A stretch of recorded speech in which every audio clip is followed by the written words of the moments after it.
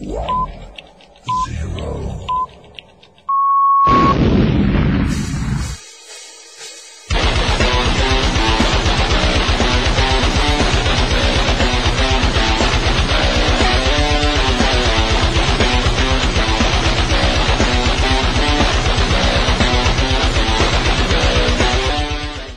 Greetings, fellow barbarians.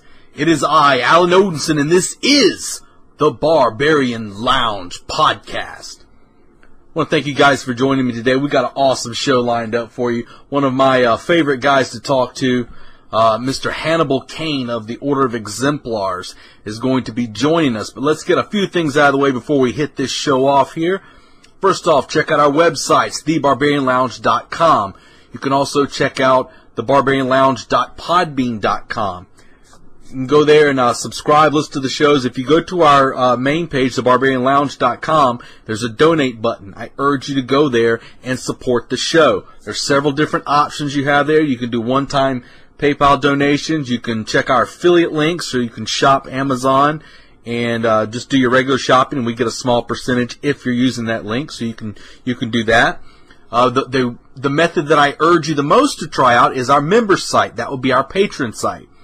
For just $1, a minimum of $1 per show, you will get access to a few things. One of the things is all of our 4 regular shows, you will get them early, ahead of everybody else. Any specials that we have going on, you will get access to those ahead of time.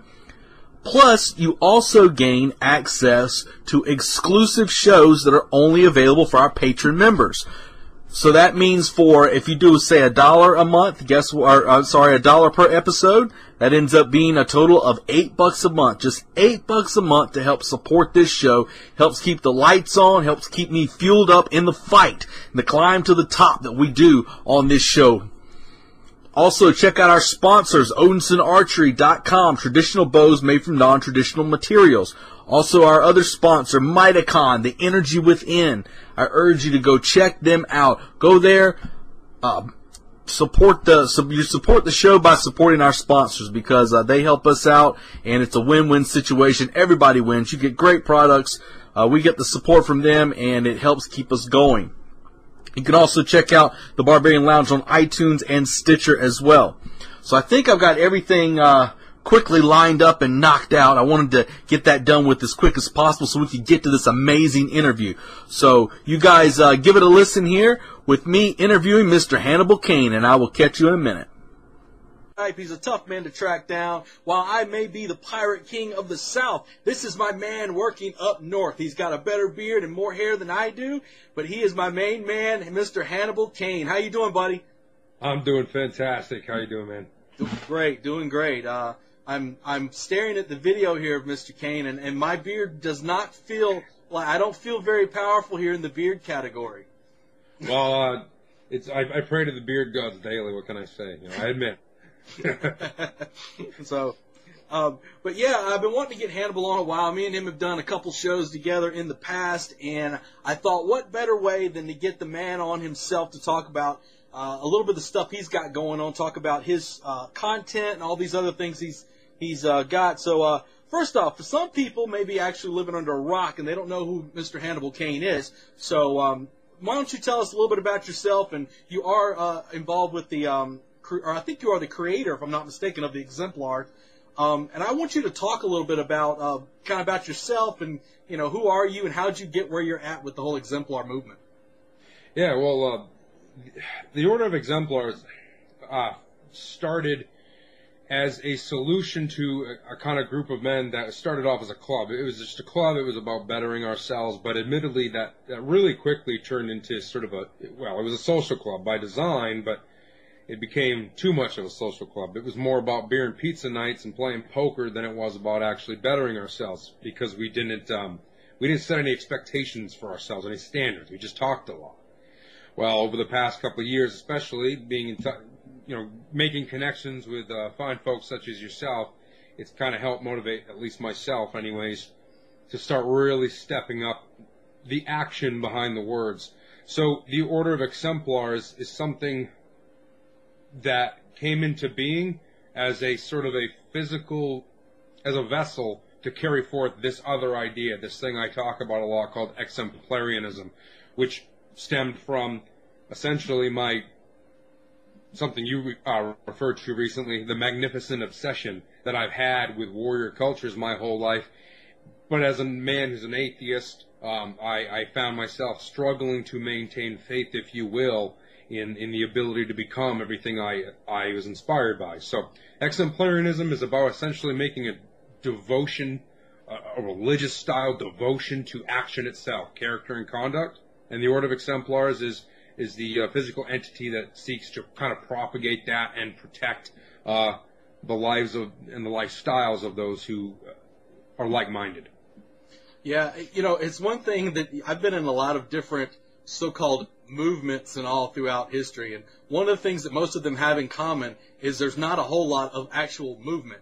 It's mostly just a bunch of sitting around and talking and LARPing about how you're going to do this and how one day we're going to do this and this is going to happen. Everybody knows that I've been big in the prepper community for a while, and it gets very disheartening watching these guys basically just plan for something that's going to happen, but yet, they say they're going to defend themselves, but yet most of them can't walk a mile without getting winded, much less actually fight a fight. Yeah, oh, absolutely. And it's something that I admit, like myself, I was guilty of sitting around and I had heard the term years ago, paralysis of analysis, and man, was that me. I was the personification of that. Man, because I can think myself to death and I could probably talk myself into that coffin, but I didn't get off my ass enough. I don't know. I was just I had a blind spot to the fact that I wasn't getting off my ass enough. And then either, I don't know, all at once or over time, it just started to click with me that, wow, it's just as simple as get out there and do more things. So I can absolutely relate to what you're talking about.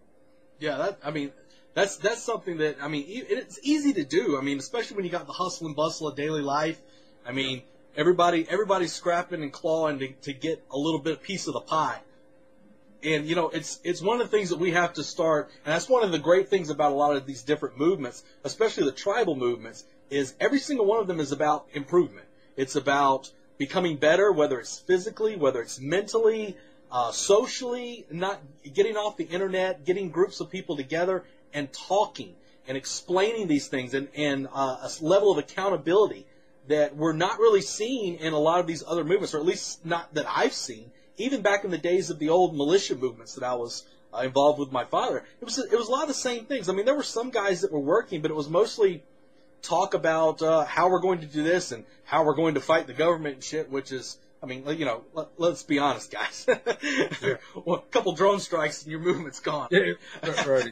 But, it's one of those things that I like seeing this amongst the tribal movements, and I think it's people like you that are giving the thoughts and showing the motions and everything. Shows like yours, shows like mine, and a bunch of other ones out there that are really setting the pace for others to hopefully start trying to catch up in the race.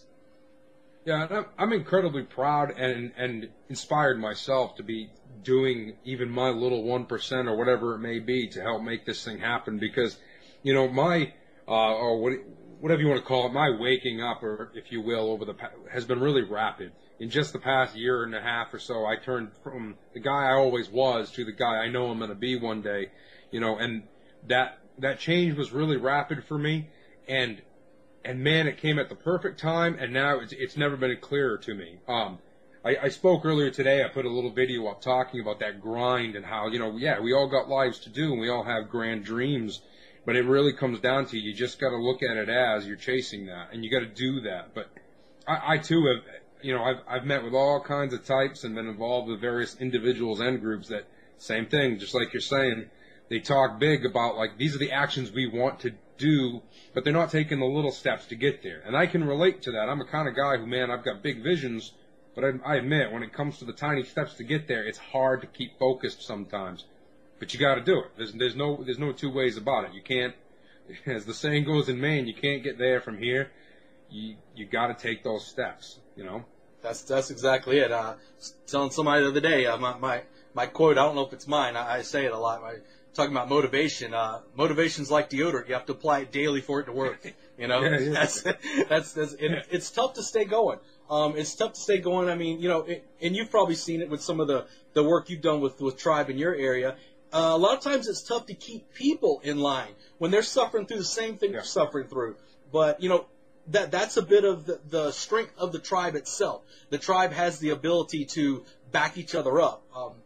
One of the tribes, a group that I was putting together, we had a couple members drop, and I didn't find out till afterwards that it was because of, issues they were having with paying the dues of the group. And I'm like, guys, this is what the tribe is for. If you're having problems, you need to come to your brothers and we'll work it out. It's not just I'm going to bail as soon as it gets tough. Those aren't the people. If those people are going to bail at that time, those aren't the people that are going to be there to watch my back when the shit does hit the fan.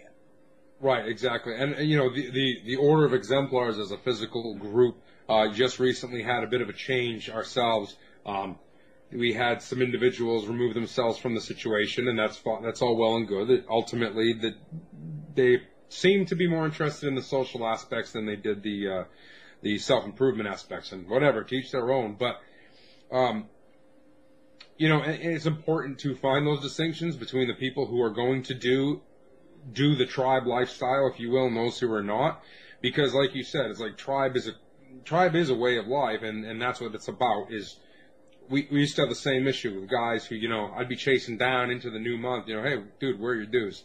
Oh man, well, I didn't want to tell you I'm having a tough time. And the way I always used to put it to these guys was, if you're going to call me brother, do not dishonor me by denying me the opportunity to help you. You're my brother. Don't be an island and seclude yourself just because you're having a tough time. I get it. We're guys. It's hard. We're stubborn.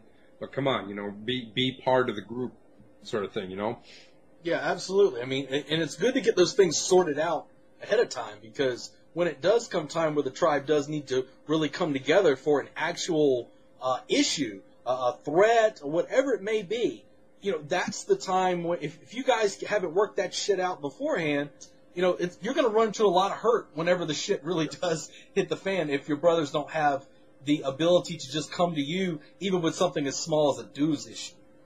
Yeah, and something that I've talked with and heard secondhand from a lot of individuals connected with the tribal movement, if you will, is that idea that you got to be ready to set down expectations and stick by them. And that's something that, as recently as a week ago, we had to tussle with. There's one individual, he's my actual blood brother, and he serves as sort of he's the signifier of the order. He's essentially the guy. He's literally our standard bearer, but he also is metaphorically the standard bearer. He's the one who it's his purpose to focus on making sure that the morale and the expectations stay on point. And it hasn't been easy. There's been guys who, up until a couple weeks ago, I was calling brother for the past few years. But when something tough came up and there was differences of opinion, it didn't take much at all for us to part ways, apparently. And as we look at that situation and try and learn from it, what we're deciding on, which is what we already knew we sort of had to do all along, was you got to be ready to define what you expect for you and your tribe. And as tough as it might be when you're old buddies with somebody, you got to stick to it, because if you don't, then like you said, then when shit hits fans and you really need to depend on them, you might find out you can't. Yeah, exactly. And then you run into issues with that.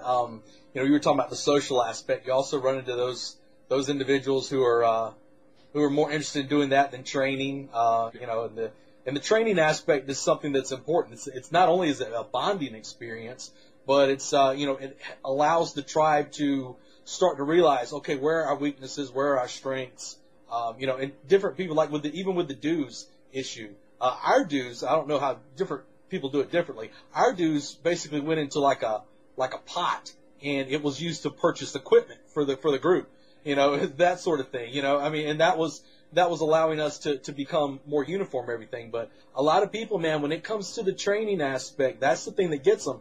And, physical training, mental training, all that stuff goes together. You get a lot of groups that just want to kind of do one or the other. Yeah. Oh, yeah. And don't get me wrong. It sucks. Especially if you're new to it. I used to hit the gym all the time, but then, I fell off the wagon for a few years, and then getting back to it was tough, and Back in November, I injured my neck, and man, I tell you what, going back in there sucked, especially because it was demoralizing. I couldn't lift like half of what I used to.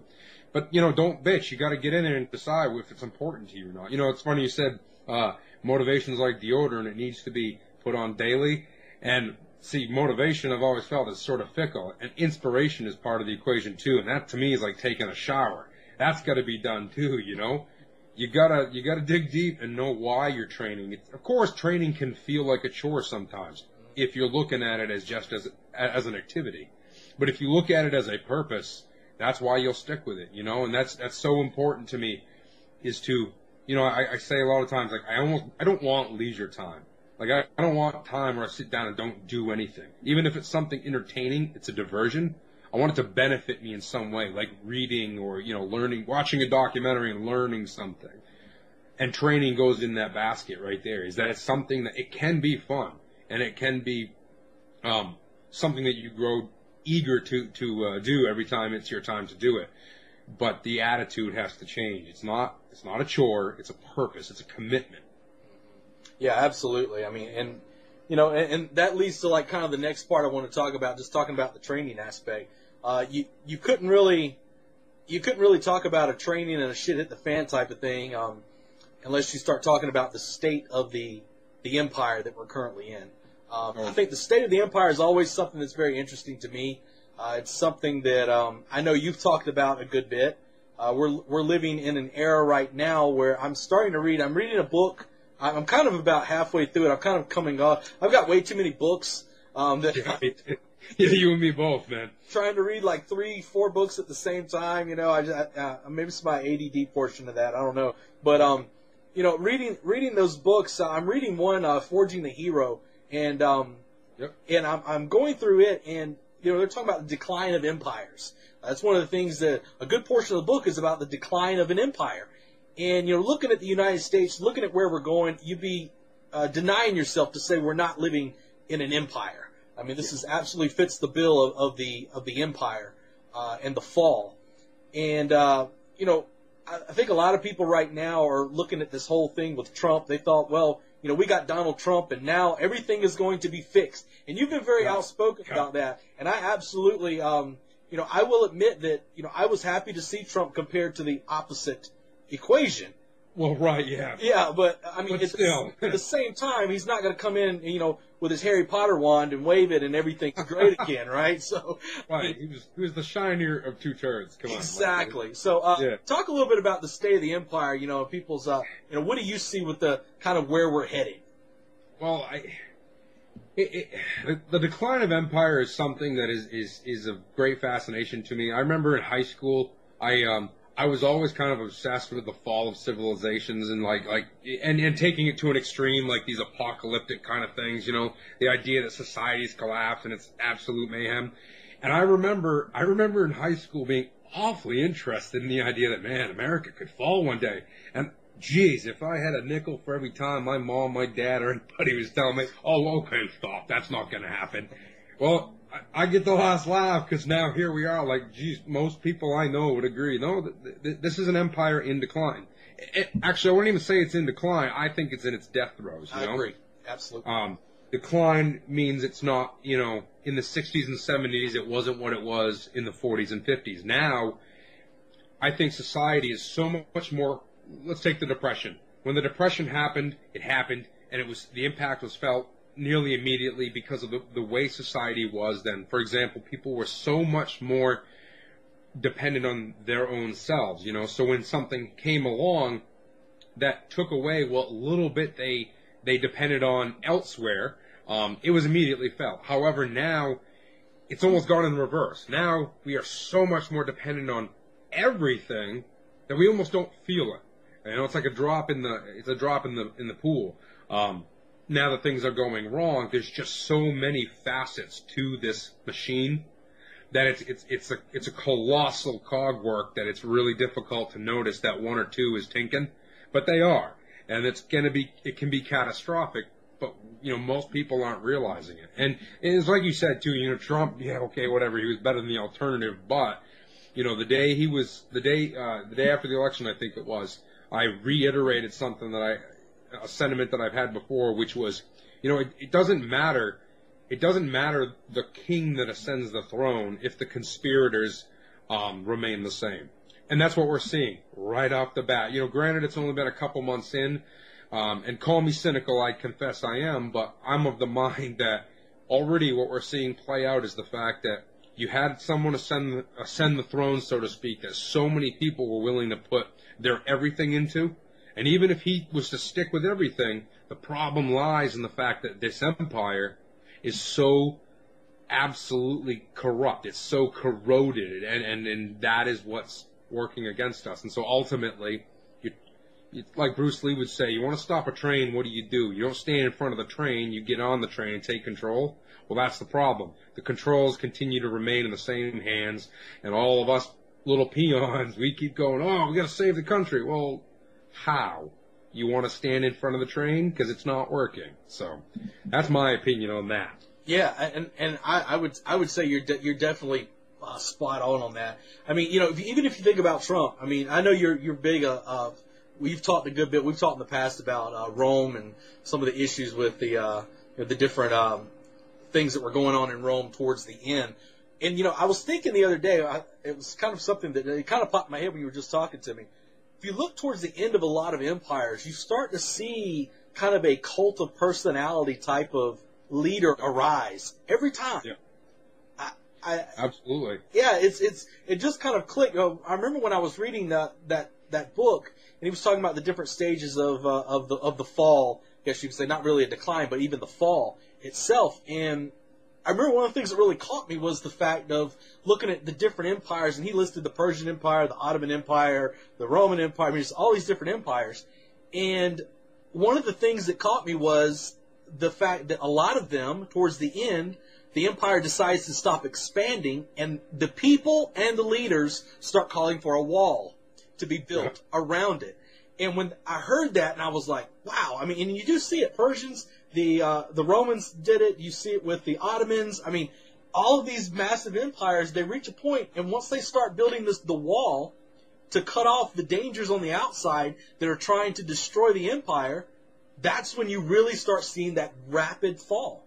Yeah, at risk of oversimplifying it, I kind of look at it as there's three phases, and I do believe this because it translates. I'm going to use two parallel analogies here. You've got Cro-Magnon man running around in the wild, right? There's a saber-tooth bearing down on his ass. You bet your ass he's in a heightened, like a heightened sense of alertness, So he's fighting, he's putting everything he can into what he's doing, and then he gets away, and then he gets back to his cave or what have you, and he settles down a little bit, and maybe he gets kind of complacent. But then if a predator comes around again, guess what? He's got to go right back into that situation or he's dead. Now transport that over to a larger scale, like empires, civilizations. Same thing.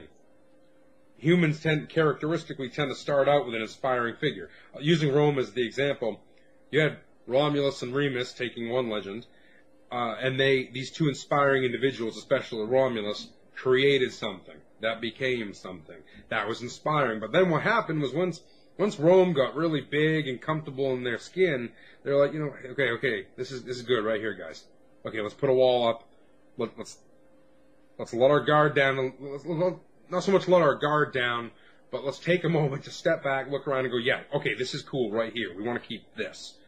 But that's where that complacency sets in, and then they start that steady decline. All the things all the characteristics, the traits, the techniques, whatever. Those practices and philosophies that they carried with them to get to the top.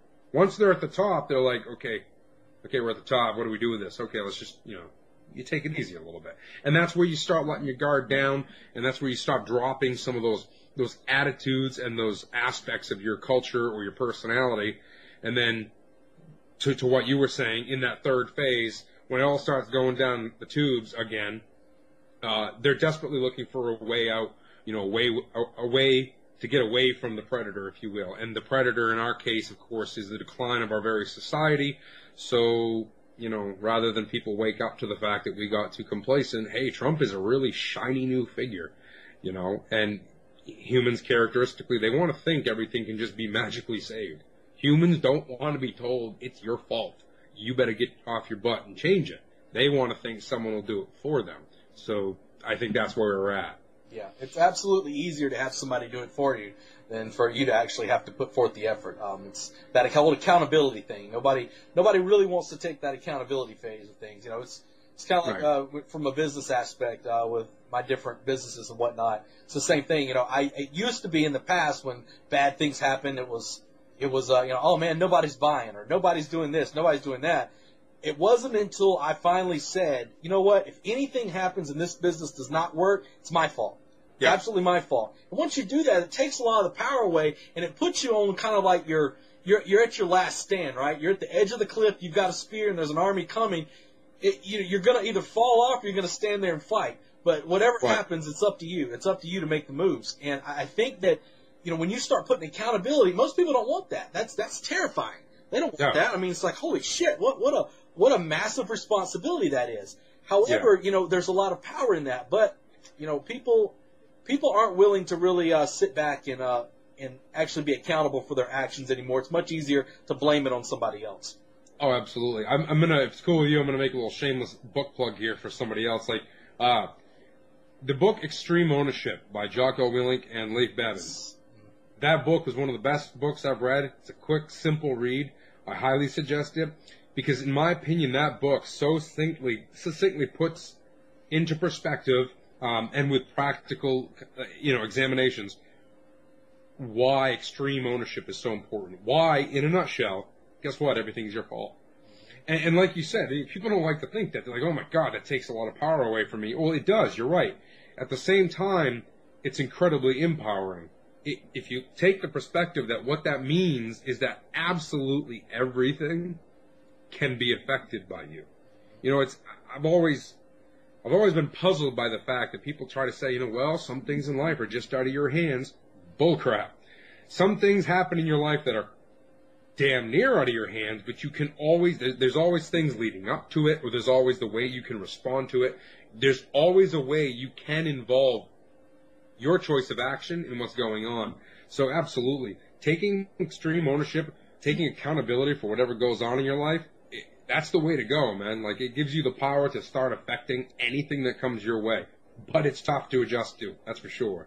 Yeah, absolutely. I mean, and talking about the issue with the decline in the ownership and everything, I believe, another thing you start to see towards the decline of empires, or I guess you'd say the fall of empires, is, and I think it's something we're obviously seeing now because we're talking about it, is you're starting to see people, tribes, the tribalism thing. I was telling somebody today, and I said, man, tribalism is in right now. It is kind of the in thing. And of course this can get corrupted and it can get messed up and everything. I mean, that happens with anything. But it is the in thing because people on an instinctive level, they can almost smell it. It's a sixth sense. They can feel it. The thing I posted something the other day about how people start to make a mass migration out of the big cities to smaller areas. It's a natural thing. You start seeing this towards the end. And I think that's why today that we are talking about tribalism. Yeah, it's, there really is on a very, very basic human level a tendency towards tribalism. We need that sense of community. We are not, now, I've always been of the opinion that America's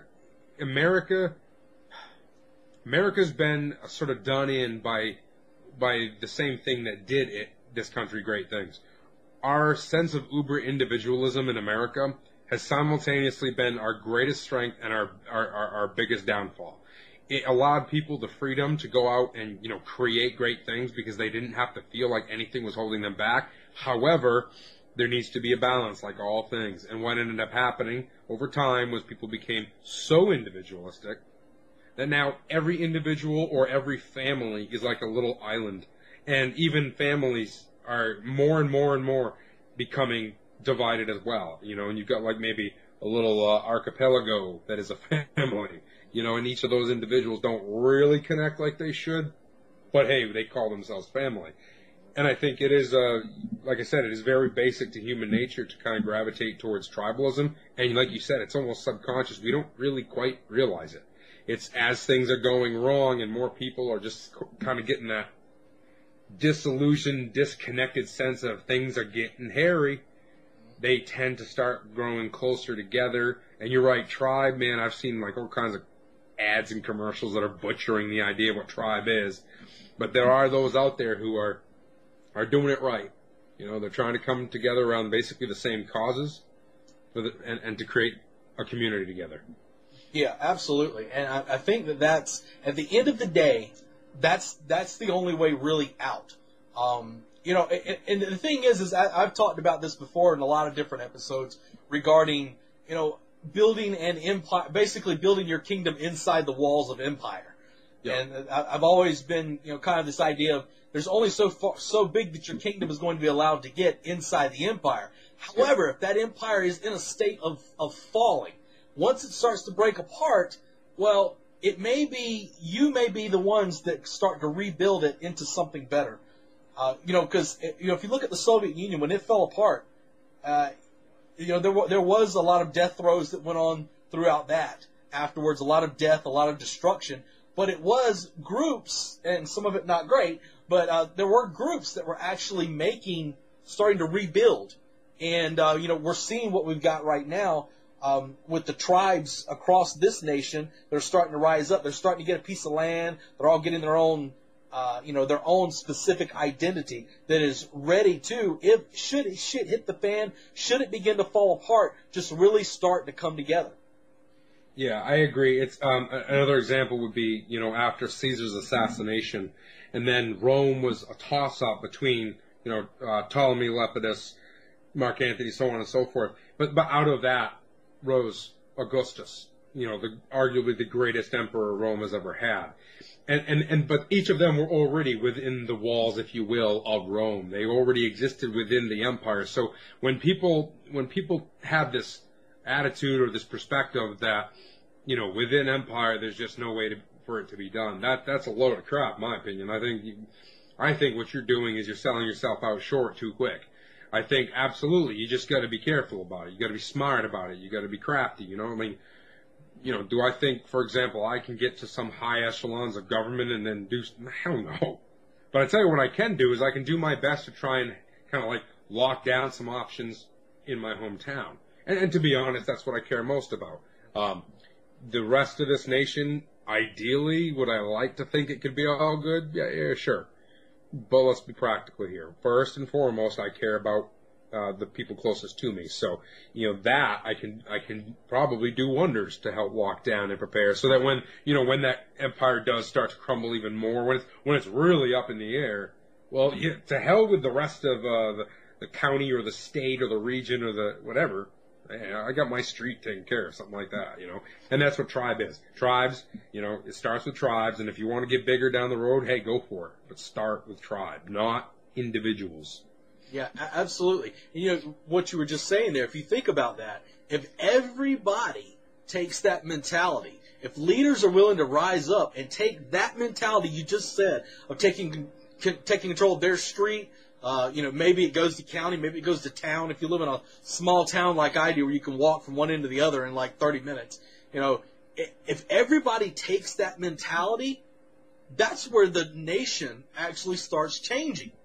Right. Because everybody's making the change. Yeah.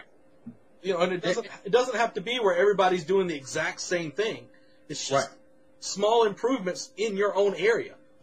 Right, exactly. And like my own blood brother, him and I had a conversation today, for example, about what you're talking about, which is this idea that if we're all doing something that is similar in the places that matter, it doesn't matter that we're all on the exact same page. We're in the same book, let's say that, you know.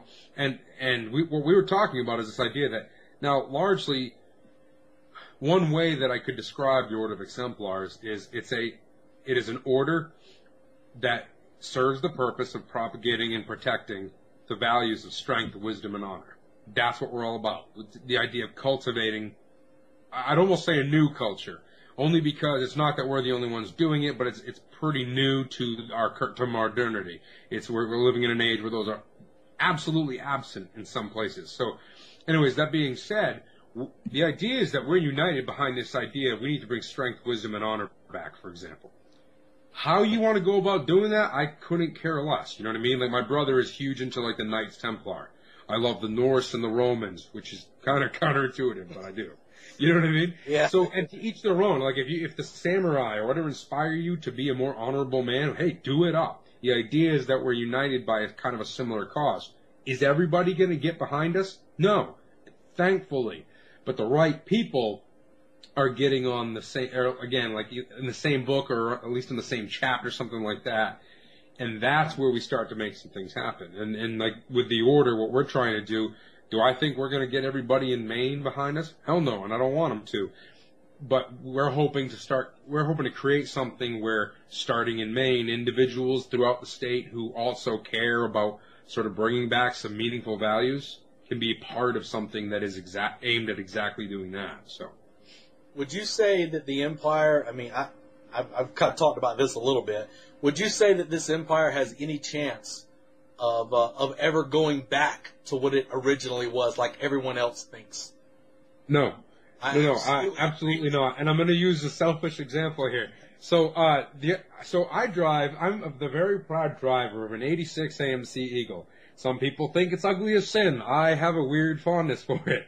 Well, I also have an odd Mad Max obsession, okay? So I've dreamed about, lifting this car and turning it into a monster. Well, I went to the garage the other day and found out that just over the winter I parked it in the perfectly wrong spot. And, like, my whole driver's side front frame is rotted. Oh. And I go, shit. And they told me, yeah, man, you're going to need, like, $1,000's worth of fabrication work. You should probably just junk it. Now, I'd like to not do that. I also would like to not spend that money. So I had to ask myself, is it worth it? Is my Eagle going to be like it was? Can I save this car? Well, no, I can't. You know what I mean? Like, I can't have that thing like it used to be. That's a 31-year-old car. There's no going back, man. However, if I'm willing to dump some resources into making it a little technically new, you know what I mean, putting something different into it, guess what? I can keep it. Same thing with this nation. Something that I've said to a handful of people, even a couple vets, and it's not the most popular opinion, is if you are a patriot of America, I am of the opinion, if you are a patriot for America, then your duty is not to hope we can save our country, it's that we can resurrect it. I personally, I'll give you an example. I personally will not fly the 50-star flag because for me, it really represents America as it is today. I'll fly Old Glory all day long, the Betsy Ross, right, because it's more indicative of what the nation is supposed to be.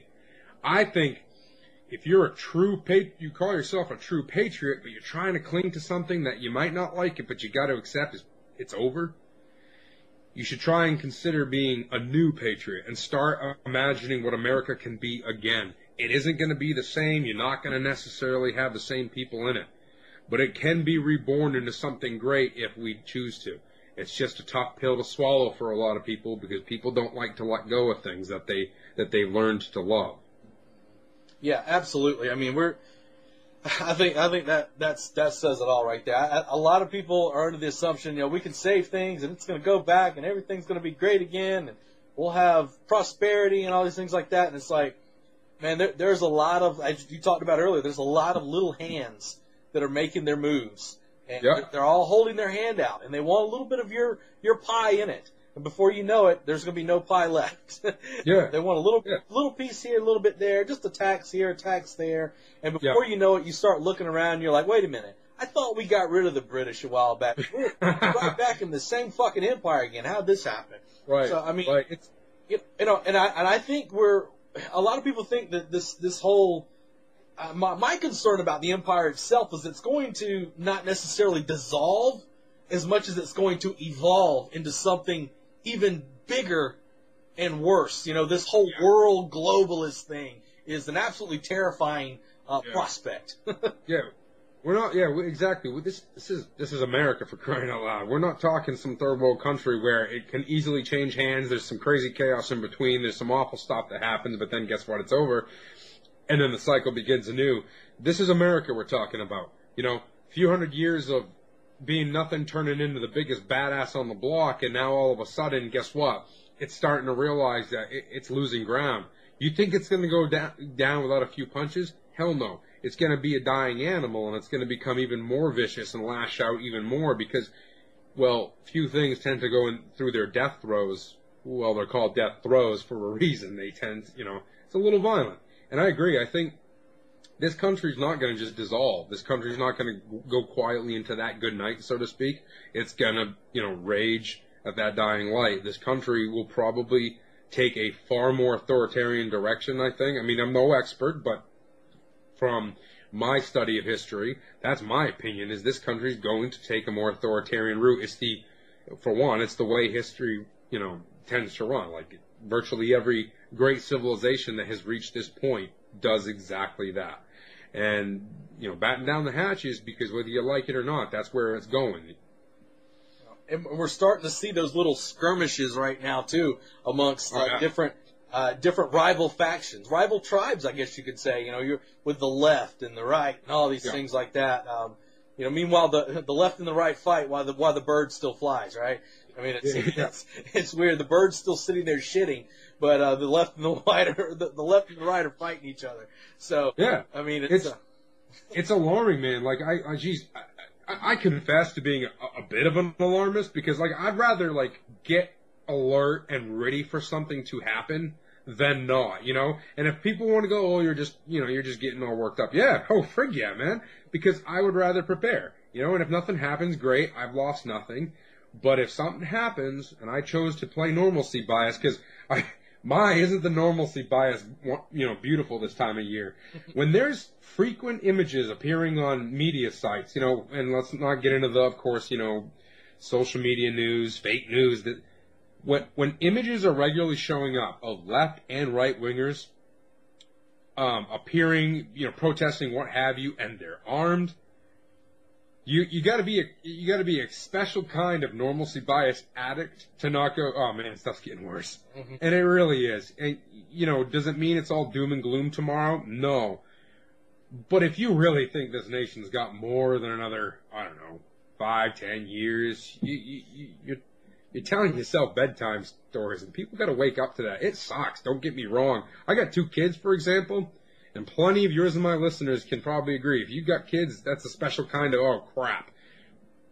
Well, get with the program. It sucks, but do you want your kids to be the ones who have to wake up to it, or do you want to wake up to it and take care of it for them? Exactly. Make a choice. Exactly. And that's 100% it. A lot of people just I'm always big about, one of the problems that I see a lot of times with some tribal communities, it's a concept I call basically building your wall too high. Is basically they'll build a gigantic wall and they say, you know what? If it's not happening inside my wall, I don't give a shit about it. And it's like, well, how do you know anything's coming on the outside? By the time it gets there, it's too late. You've been completely enveloped. And I think that you find that with people who don't really have children to leave behind. But I've got a daughter and everything, and that's one of the things that concerns me. What is going to be left for them? I don't want them to have to. If the fight's going to come, I would much rather it come during my time. Because, motherfucker, I'm ready for it if it's going to show up. So, I want to be ready for it. I want to be the one to handle it.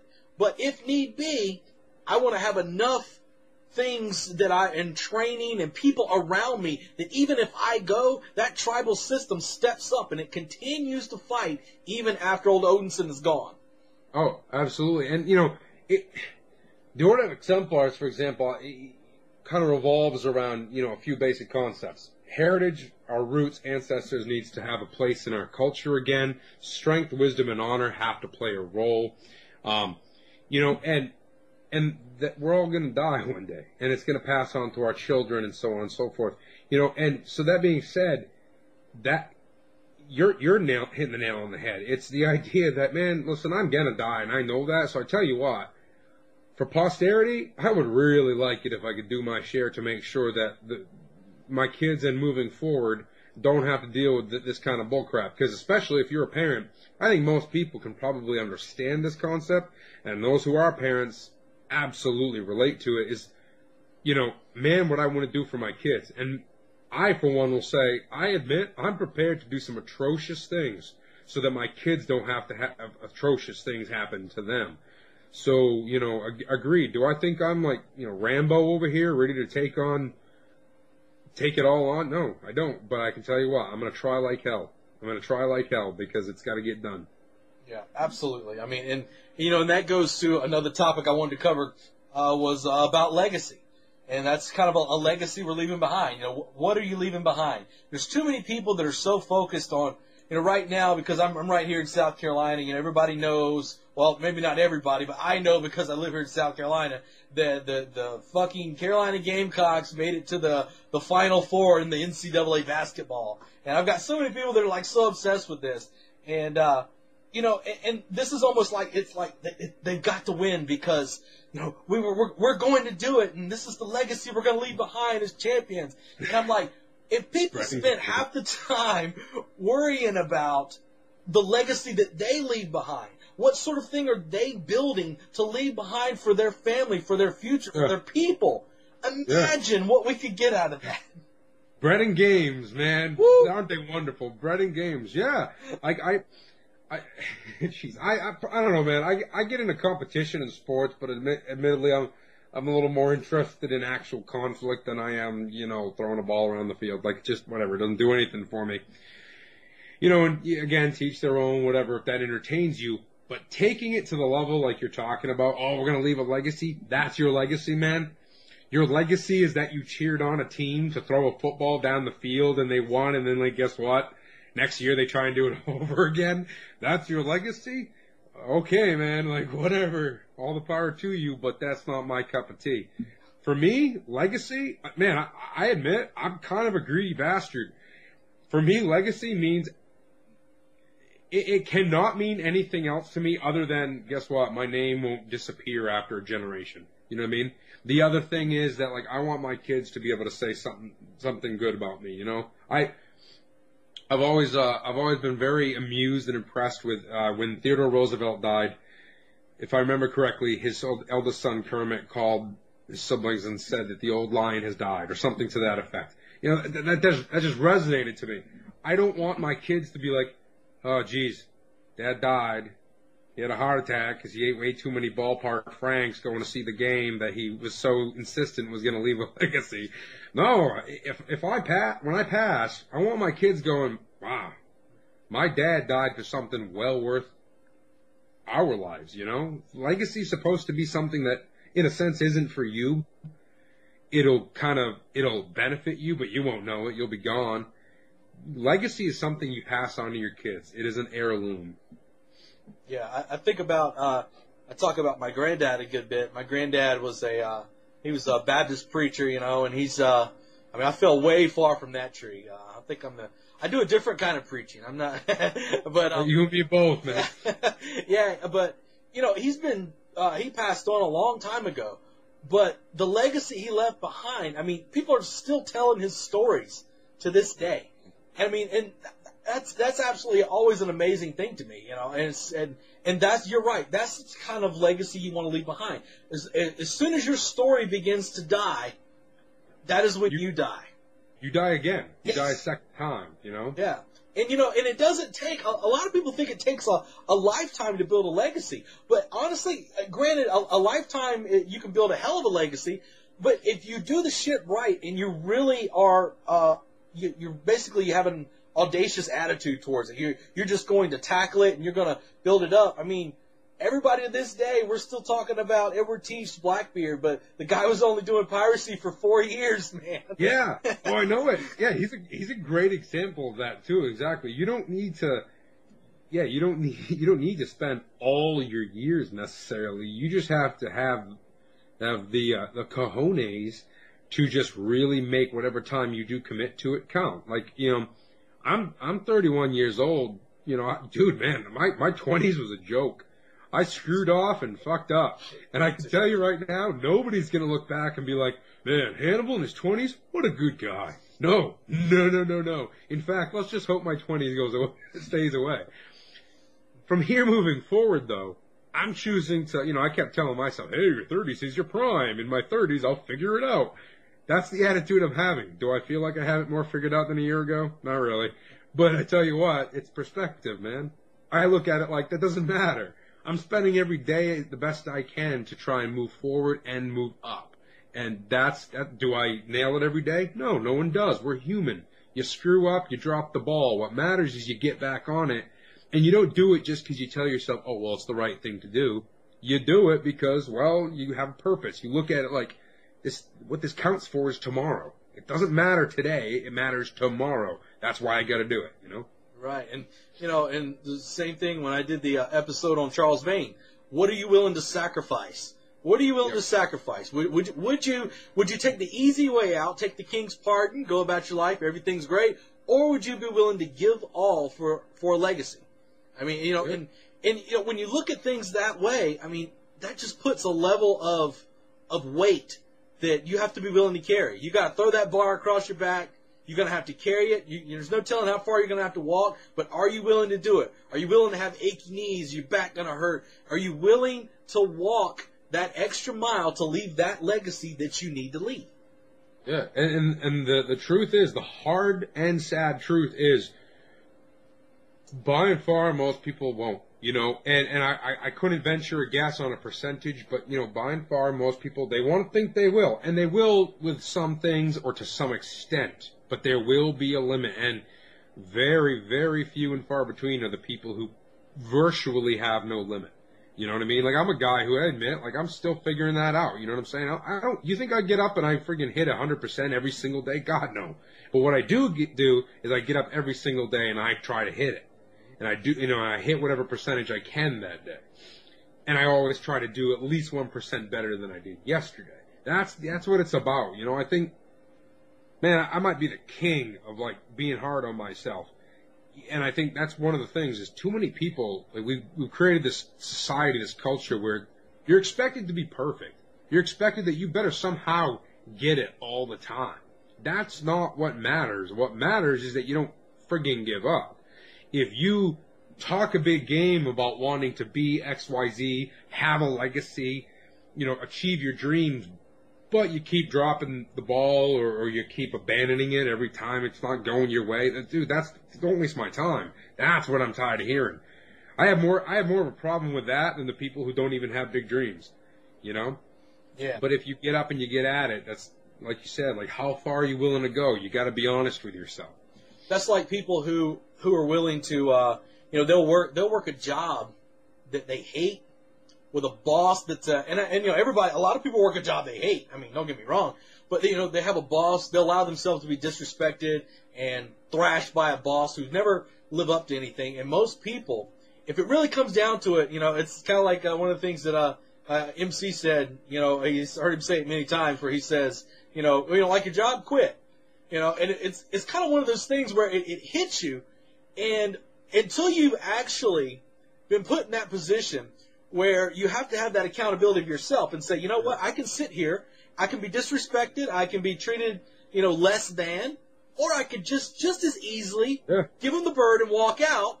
That's a tough thing to walk away, especially, I did it many years ago, and it was one of those things where I was making more money than I ever made in my life, and when it comes to that point where it's like, I can stay here and be this guy's lackey, or I can give him the bird and walk out, that's a tough decision. It's empowering, and not a lot of people are willing to do that, much less recover from it. But when you're willing to do that, and you really are saying, you know what, I can do better for myself, I deserve better for myself, am I going to leave a legacy of servitude, or I'm going to go out and build something new? Yeah. There's a lot of power in that, man. Oh, yeah. Absolutely, man. I put up a somewhat choppy live video earlier today, talking about that because a friend on Facebook he shared something that it implied that when you're living paycheck to paycheck, it can be really, really hard to imagine legacy. And I agree to an extent. Like, it can feel like it's difficult, but it doesn't have to be. And in that I mentioned, like, I want to give an example to people, and because I want to demonstrate that you don't really have an excuse. When I was in my 20s, self-confidence was the rarest commodity you could find around me. You know what I mean? Like, I admit it, man. I was a guy who just, like, I didn't believe I could friggin' piss straight. And now, but you know what I did? I kept, like you said, how far are you willing to go? I had a really BS job that I knew made me miserable as crap, wait, it paid some bills. And you know what I did? Turned my mother's hair gray, I swear, but I quit that job. I took an Amtrak down to Boston from Central Maine with $100 in my pocket, slept in the streets of Boston for 3 days, and just kept going to bars trying to find a bouncing job. You want to talk about winging it, You want to talk about throwing yourself into some discomfort because you've decided you need something different? Man, if I went and did that, I don't want to hear anybody say that, they can't quit their job. No, you can.